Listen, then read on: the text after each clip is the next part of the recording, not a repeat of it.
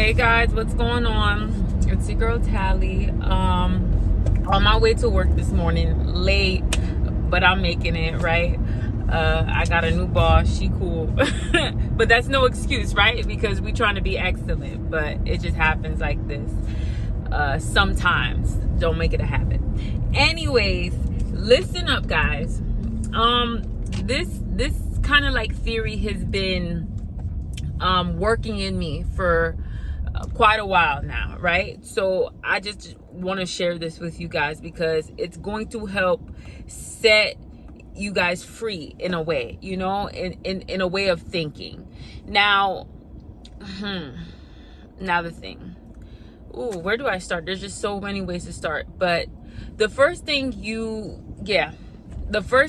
we need to acknowledge is that life is abundant. Things in life are abundant, and you have to look at life through the lens of abundance.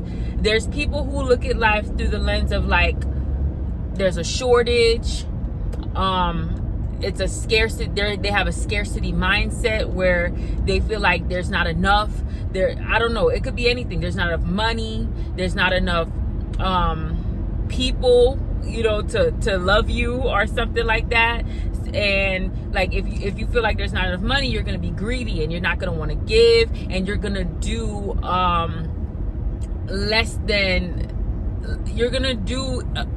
unethical things to get money.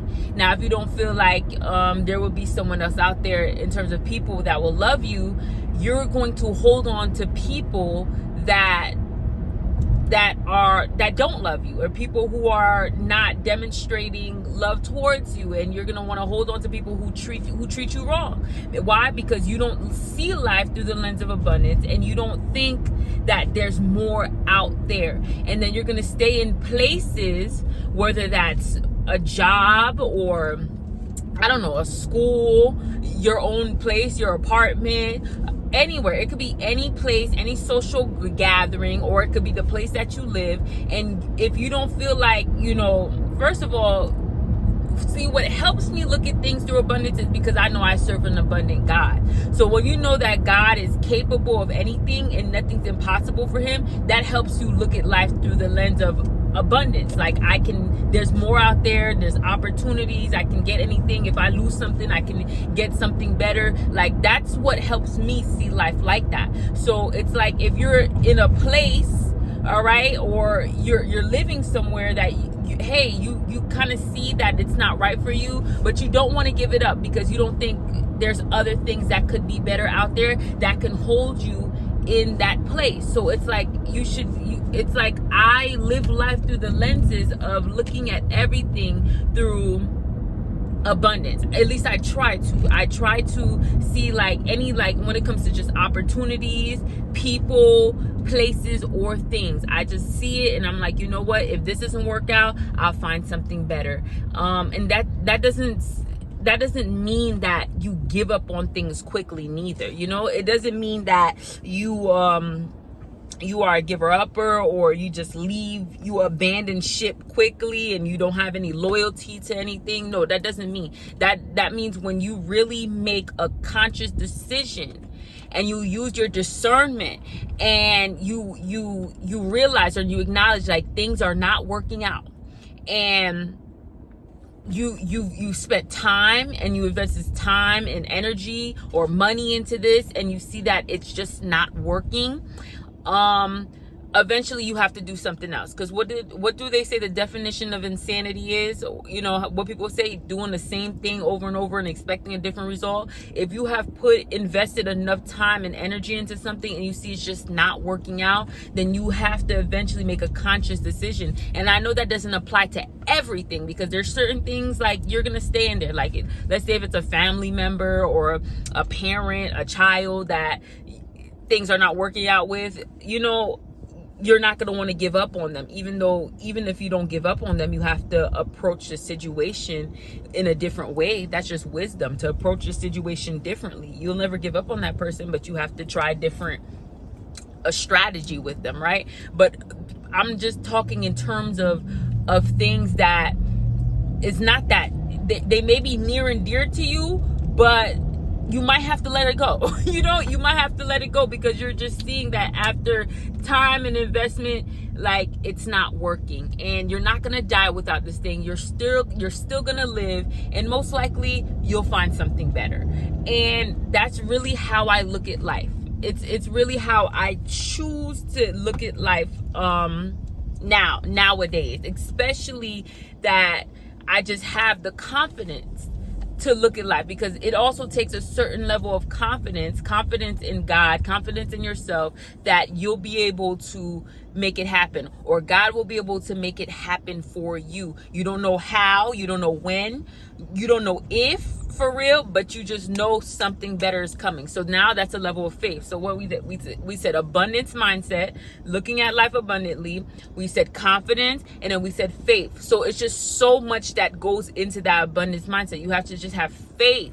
Have faith in God, have faith in the Lord, that it will all work out, especially when you see that this thing is having a negative impact on your life.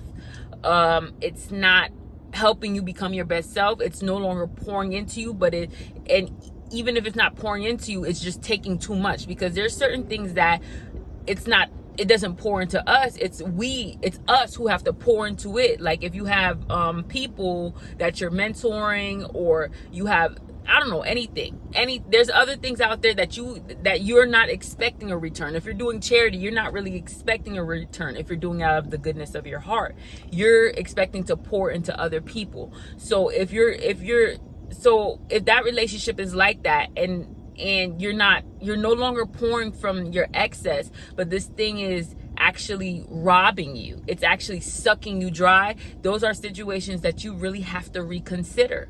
And you better reconsider it before it takes you somewhere and it sucks you dry, So you just want to be able to love yourself and love others and feel good and be rejuvenated and regenerated in a way,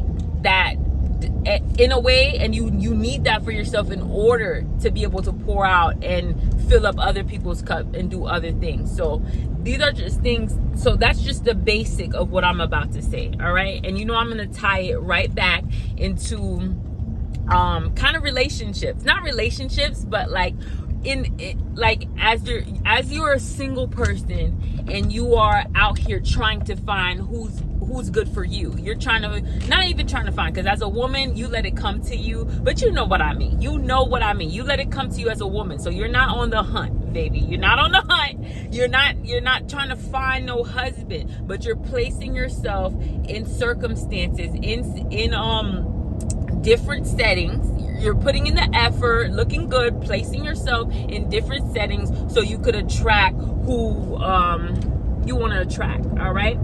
And here's the thing, in the dating world, and I know I now feel that other people, they want to talk about different things when it comes to abundance that don't have to do with dating. So I'll make another video about the abundance mindset that doesn't apply to just dating, but this one is about dating for real, because there's a lot of people who need to hear this. In the dating arena, there's just so much mess, guys. Come on, if we're being honest, there's like, the dating pool is really washed up. Like, it's terrible. And it's terrible because people are dating and choosing to be with people from a place of insecurity. Ooh, that I just talked about yesterday. Go watch it. I'm trying to upload a video. It's such a long video about insecurity. I think it's like a 42-minute video, and that one's a good one. I didn't upload it yet, but I will upload it, and go watch it when I upload it. But people are dating from a place of insecurity, and that's like all of us. We are dating people because let's say, because you're insecure about something about yourself, you want to date someone that makes you feel better about yourself. And I'm not saying that, I come to realize in a way that is always going to be present. Like, it really takes a real healed individual of understanding to not date out of that place of insecurity or that place of rejection, or date to make their ego feel good, because you still want to be able to look at someone and be like, hey, that person is a good looking person. Like, you still want to be proud of that person you with. Like, when you're walking next to that person, you want to know that you're attracted to that person and that person is attractive. Like, that is a thing that's not going nowhere. But when you're forsaking everything else that is actually important, because that part is not really that important. It is but it's not all that. But when people go to forsaking everything that actually makes a relationship work, that the things that they should really be looking for, like the person's character, their morals, their beliefs, political, religious, like things that really make a relationship work, someone's ethics, their manners, their kindness, the love that they have in their heart, their gentleness. If you're a woman looking for a man, you're looking for his leadership capabilities, his gentleness, his kindness, his generosity, his level of love, his level of how healed he is, and how he can work together with you. Just all those very important things that we should know by now that really make a relationship work. And that in the future, that you're not up the creek without a paddle. So what does that mean? That means that you're engaging in this relationship that maybe you don't know, but you shouldn't, that that it's not all there. It's not all what it needs to be for you guys to make it long term. And then you get to that long term space, and when the going get tough, people get going. Why? Because you didn't correctly assess this individual if they had the real qualities of what it takes for you to stay in this long term. And even if you didn't assess it, maybe you overlooked it. Like, this individual showed you from the very beginning that they're not able to make it long term. They don't have what it takes. They don't have the grit.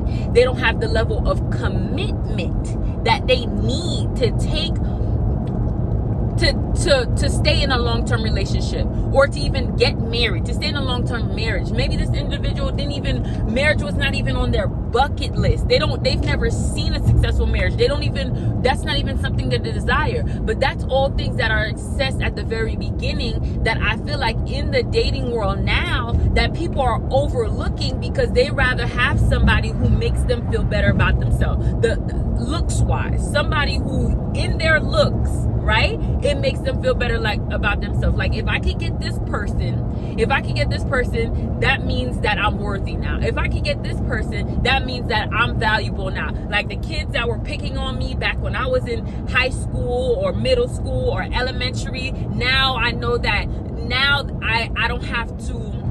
Now they're going to know that I was worthy. Now that the pain from that, I don't have to feel it, because this person solidified that I am actually worthy, I'm actually valuable, and this and that.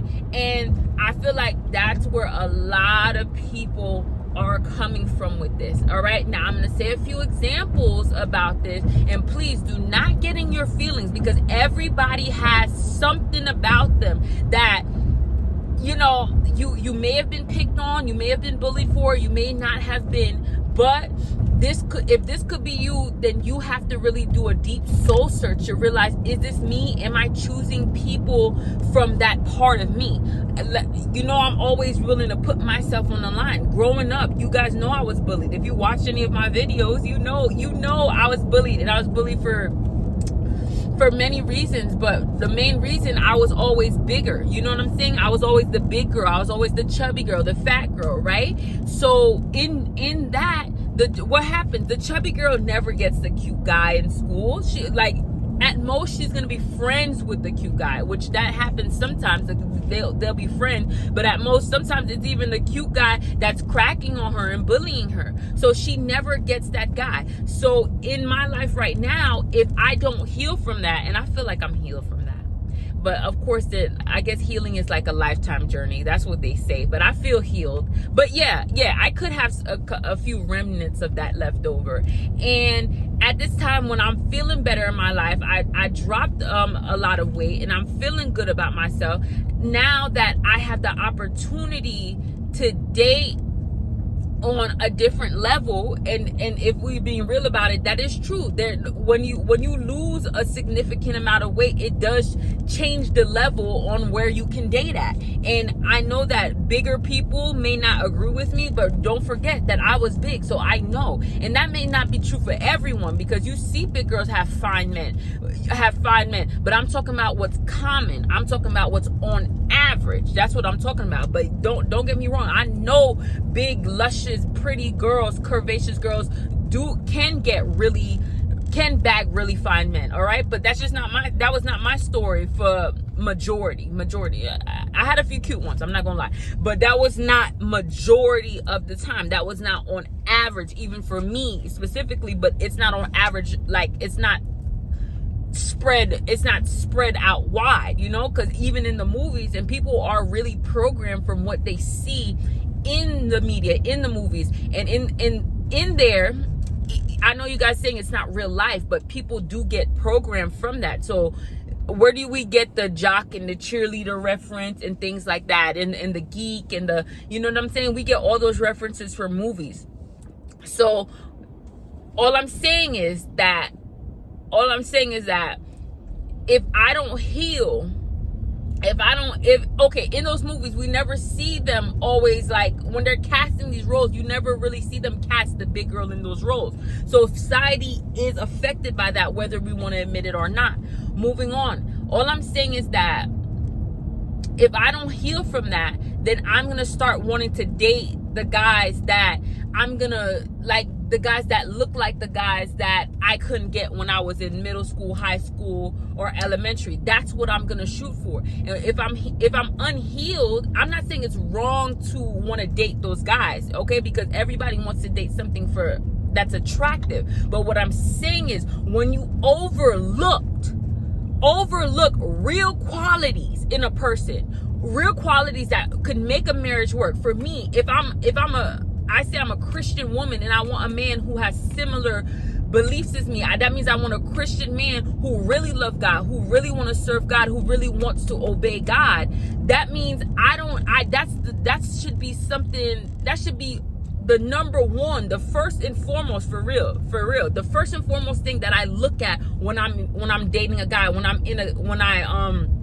want to be in a relationship, right? So the problem lies is if I overlook those real qualities that really matter, that are really important to me, because I want to satisfy my ego or satisfy whatever pain that would be left over from me not getting that type of guy. So if I find a guy and he's the grown-up version, basically, of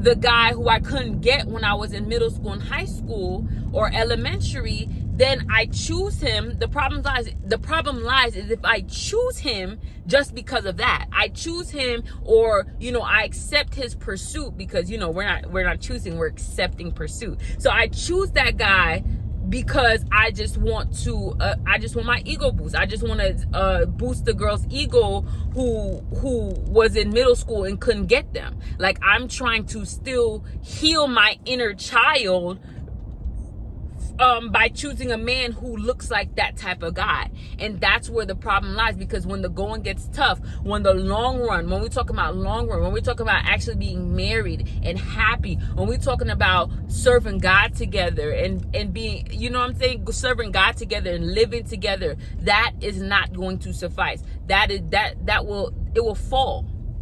That will not stand the test of time. And as a matter of fact, there's so many people that are operating from that space. All right, there's so many people. And then when we talk about colorism, right? That's another big thing. Colorism. People are choosing people because I was darker and I was picked on, because we know how, you know, darker people in society, darker black people in society get treated. Me, I always knew my sisters and my brothers were beautiful. I always knew it. I don't care. I always knew it. I never picked on nobody for being darker skin. I just knew there was something there. Like, there was a richness there, and I knew that this world was trying to make you think otherwise. That's what I knew for sure.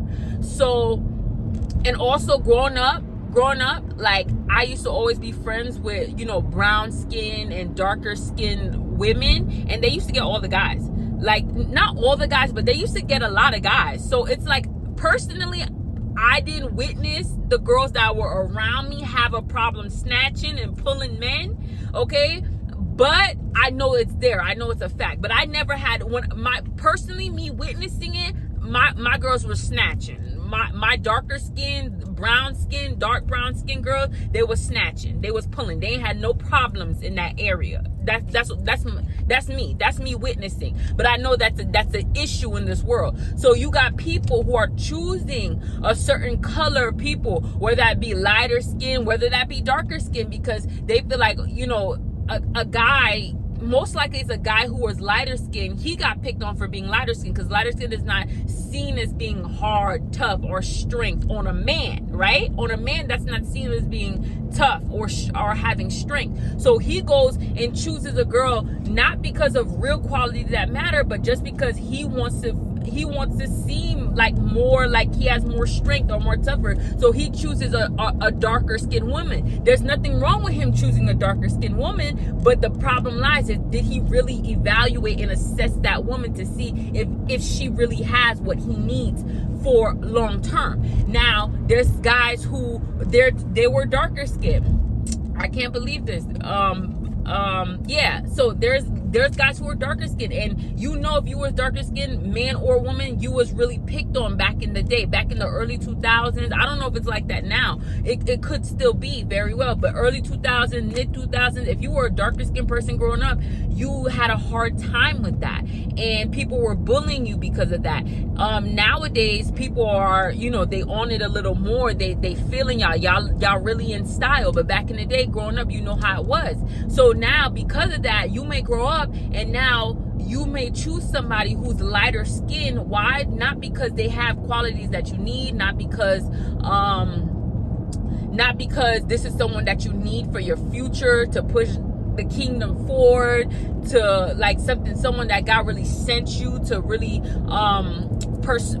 your purpose made to really go through life and achieve purpose together. But you're choosing this person just to make that inner child that was bullied and picked on feel better about yourself. And that's what you have to worry about. Now that was such a long preface, guys, but this is not even what this video is about, because I have to give you guys all the details, and I'm sorry it makes the video so long. Now, here's the thing. After you make sure that this is not you, this is what I want people to understand. You cannot control how anybody lives their life. You cannot control what they do, the decisions they make, whether they want to get healed from those things that they suffered through, or, you know, those traumas that they suffered through, the trauma that I suffered through being a bigger girl. You can't make me heal. Come on now. You can't make me heal. You can't make me overcome this. All you could do is pray for me. Okay, pray to Jesus. All you can do is hope that I stay on my healing journey, and I don't get prideful, and I don't get big-headed, and I don't try to be out here dating people to soothe my ego. And this is for everybody. You can't force anybody to heal. You can't even force people to see what I'm saying and agree with it, or even, you know, some people, they just have different points of view, and that's fine. You know, I'm just gonna have mine. I stick by mine. I stand by mine 100%. Other people gonna have theirs. But what I'm telling you for real is that you let them have it. Let them have it. Don't be out here, and I'm a perpetrator of that. Like, I have done that.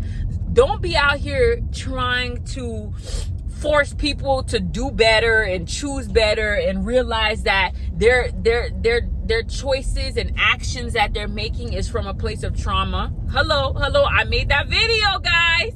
I made that video. Do not take other people's actions / choices personally. A lot of people love that. Now, what I'm saying is, don't be out here trying to force people to heal. Don't be taking their actions and choices personally. When you're dating and you see that people, like the person you're dating or the people that you're dating, they're choosing things from a place of trauma, it is not up to you to be their doctor, their therapist. It's not up to you to psychoanalyze them and push them to heal and do better and to seek help. If they're still dating from a place of ego, trying to make themselves feel better about themselves, you gotta leave them where they're at. You gotta let them have who they want. And this is what I'm saying, because you could even be in a relationship with someone right now and they're showing you in different ways that they don't want you. They may not be saying it with their mouth, but their actions are telling you like they're not really feeling you. They're not really respecting you. So to me, if the actions are showing that, that means you want somebody else. That means I'm not what you want. So I gotta let you go. Come on, abundance. There we go. I know I took you guys all the way around the block, but I have to make sure everybody is on board, is on the ship, and knows where I'm coming from. But this all ties in, from abundance to ego dating to letting people have what they have, because all of that, you can't force people to have an abundance mindset. You can't force people to not ego date. But I'm telling you what you can do. There's a lot. What can you do? All you can do is let people have what they have. Let people date who they want to date. All you have to do as a person is understand that God is going to send you who is for you. You don't have to beg nobody to be with you. You don't have to try to raise anybody. Nobody's your child out here. Like I said in the video, don't take people's actions personally. Your job is to show up as your best self, be your best advocate, and present that to that person. And whether if they accept it and you accept it back, cool. Y'all go see what y'all could do. But if they don't accept it, it's not your job to force people to accept you. You don't become a psychologist, because I know that, because I've been that, so I know women are out here doing that. Like, you're trying to do this whole treatment plan to get somebody to see your value. No, to get somebody to realize that you're a great option. This person wants to date somebody who is what they call ambiguous looking. This person is, ambiguous, because that's what's in style now, right? Women who look ambiguous, like you can't tell whether they're white, Hispanic, white and black, or Hispanic, or even sometimes Asian and black. Like, you can't, like, they're mixed. That's what's in style, right? So that if you are not living life through abundance mindset, you may be discouraged. And that's really what my video is about. I don't want you guys to be discouraged with how it's going. I want you to look at how it is and have an abundant mind and be like, God will provide me with what I need. All I got to do is keep showing up as my best self, keep dressing for the opportunity, keep getting my knowledge, keep getting my wisdom, keep applying my wisdom, applying my knowledge, applying my understanding. And in due time, I'm not going to get desperate. I'm not going to. And another thing, getting desperate, when you try to do that whole therapist, psychoanalyze people, be their doctor, and try to get them to see certain things, that could be a form of being desperate, because you don't want to ever have to raise somebody, especially as a woman. You don't want to have to raise a man. You want that man to, if you're a type of woman who actually wants a man to submit to, and you want a man to be a leader in your life, he has to already be that. You can't show a man how to be a leader. You can't show a man how to be a man. You can't raise a man, and you don't want to raise a man, because you'll be raising him for the rest of your relationship. You'll be putting yourself in that teacher role, or that doctor role, or that boss role that you don't even want, because you really want the man to be your boss. You really want him to be your leader. But when you relegate yourself and downplay yourself into trying to be his boss or his teacher, you reverse the role, and you don't see that, how detrimental it is. Because if you're like me, you want someone you could respect. You want someone that you admire, someone to look up to. And you can never respect, admire, and allow somebody to lead someone you had to teach how to do it. It's just not going to happen. It's just not how that goes. So with all that being said, my dear, with all that being said, it's really important that you let people have who they want to have.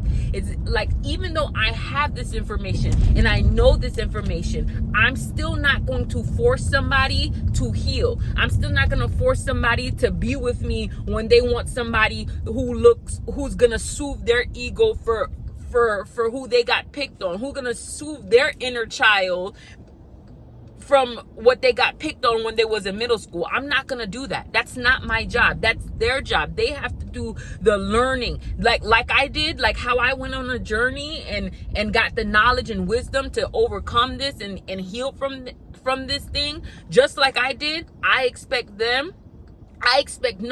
don't expect them to do nothing. I expect the person that I want to be with to go on that journey and do that. The person that I choose to be with, the person that wants me, and I say, I want to be with you, I expect that person to have that level of understanding and be on that level of knowledge and wisdom and growth, like somewhat, not, they can't be exact, but somewhat as well, right? So I'm not forcing nobody. I don't expect nobody else but the person I decide to be with. I'm not forcing anybody else. Even the person I decide to be with, I'm not forcing them either. You can't force nobody. They either have it or they don't. So I'm not going to be out here forcing anybody to think like I think, to be on the level of knowledge, of healing that I have. I either do the right examining and I see that you already have it, or you don't. And that's what I want you guys to be strong in. But the only way you're going to be strong in that and acknowledge that is if you have that level.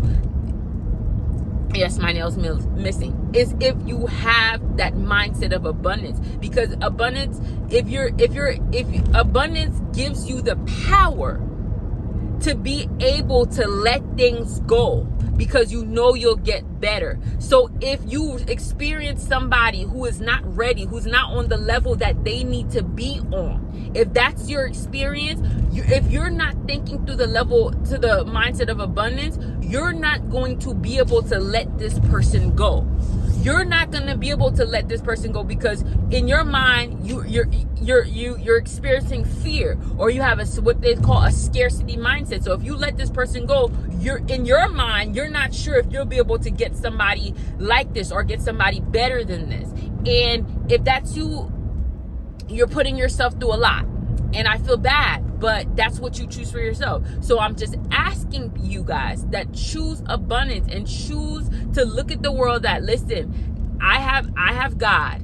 I am confident in God. I am confident in myself, and I have faith that God will provide me with something better if this is not right for me. And I'm not going to try to force anybody to see anything, to be on any kind of level, I'm not going to be anybody's therapist, their doctor. I'm not going to be their relationship coach, their life coach. I'm not going to try to be anything else to them. I come here, I just want to be somebody's loving partner, life purpose partner for the rest of their life, their wife, their husband. That's what I want to be. Their wife, I want to be or if you're a guy, I want to be their husband. And that entails a lot. Being someone's wife, husband, that a lot goes with that. But I'm saying you're called to be their wife or their husband, not their pastor, not their therapist, not their mother, not their dad, not their auntie, not their sister. You're called to be their wife, and that's the position you want to take. And the only way you can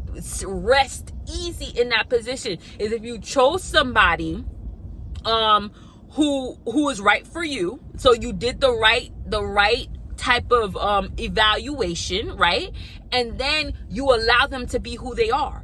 And that's it. Everything else that's not working out, you pray on it. Pray on it. But allow that person to be who they are. Don't force them to be with you. Someone you didn't have to force to be with you, convince and use a whole bunch of psychological diagnosis and bring up the facts and show them this video that show them my video and be like, you see what she said? Like, you're dating, you want this person because you were picked on because of this. No, you don't have to do that. The person who God called you to be with, or you want to be with, someone who's for you, you don't have to do that. You don't have to do that. They're just going to want to naturally be with you, but just make sure they're with you for the right reasons. Just make sure you're with them for the right reasons, and let people have who they want to have. If they're experiencing self-hate because they're black, or they're experiencing self-hate because they're white and they're black and they want to choose somebody's white to try to alleviate their self-hate, or they're white and they want to choose somebody black to try to alleviate their self-hate, you go ahead and let them do it.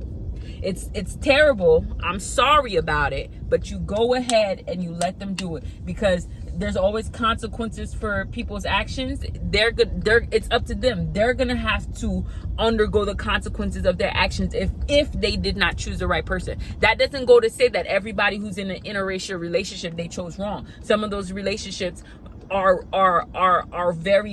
natural, and they chose out of a good place. These people just came together. They seen that they so much in common. They saw purpose in that relationship, so they just had to go ahead and go on with that relationship. I'm not talking about those people. They're real genuine connections, of course. But I'm talking about the people who choose out of insecurity, who choose people out of self-hate. It happens, but you go ahead and you let them do what they want to do. Do not force nobody to be with you. That's all I'm saying. Don't force I'm finna go this time. Don't force nobody to be with you. Don't give them a psychological evaluation of why they're supposed to be with you. You let people have who they want to have. Why? Because you personally should have who you want to have. So don't take that choice away from anybody when you have that choice yourself as a person. Love yourself. When you love yourself, you don't want to take choices away from anybody. And secondly, you don't want nobody to take choices away from you. Let them have it. Let them have it. Be of good faith. You'll find your person. Don't force nothing. Have a good day, y'all.